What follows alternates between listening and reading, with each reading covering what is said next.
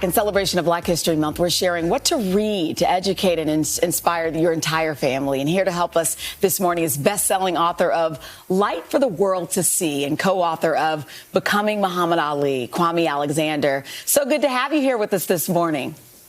It's good to be here. It's good to be here. The last time I saw Al, we were at the Hudson. He just said that. He just mentioned that. I just was saying that. It was so great sitting next to you. I was telling Chanel about your books. It's just so great to see you again, my friend. So let's dig in here with what you've chosen for our viewers. This first title introduces young readers to some of the lesser-known figures behind the women's suffrage movement. This is important. Tell us about this one.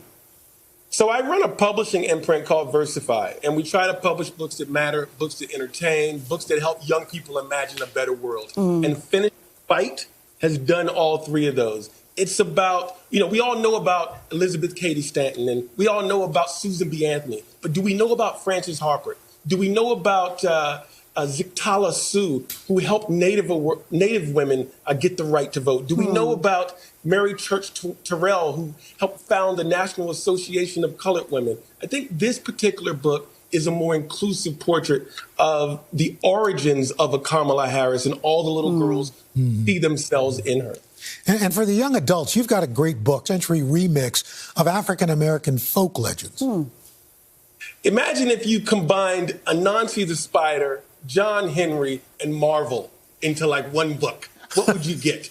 And Tristan Strong is that series. It's about this 7th grader in Alabama who's literally got to figure out how to save the world from creatures like iron monsters. It's a really incredible book that my 12-year-old couldn't put down. Ooh, I feel like it's a good teacher. I know, like check.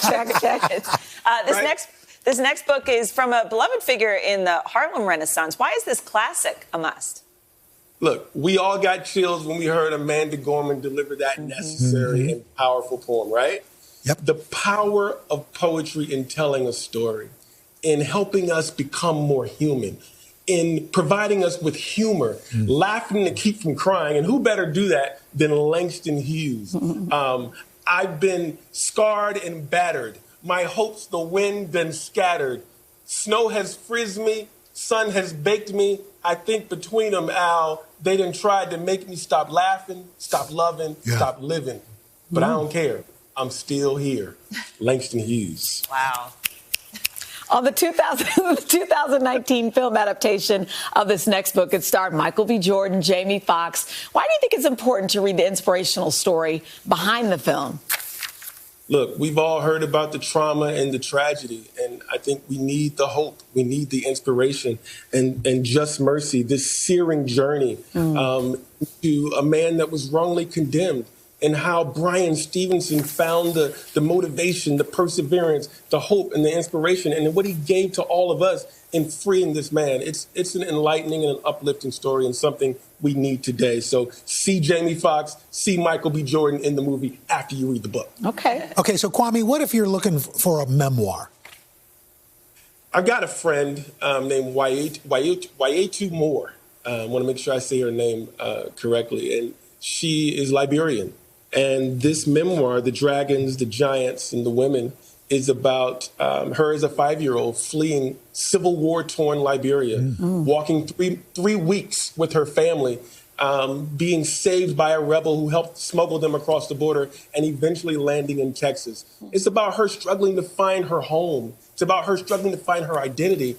And ultimately, she becomes this really powerful, inspirational figure. She founded the first bookstore in Liberia. She started a publishing company, and now she's written a memoir to document her journey. Wow. And Kwame, what is it about this next book that you say knocked you off your feet?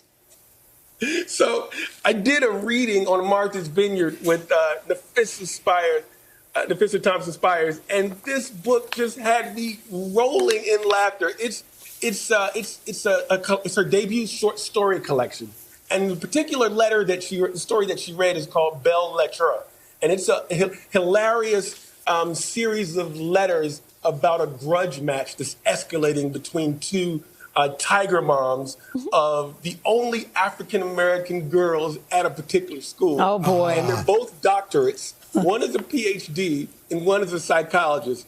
And at one point, the psychologist says to the PhD about her daughter, children who start lying young often end up with long-time patterns of dishonesty. So she's sort of taking the dig. Kwame, we have to go. We're out of time. I know. You have to read the book. So good. You have to read the book. I don't want to go to black. Thank you so much. You know how to sell a book. If I ever write a book, I'm going to need you to be my agent.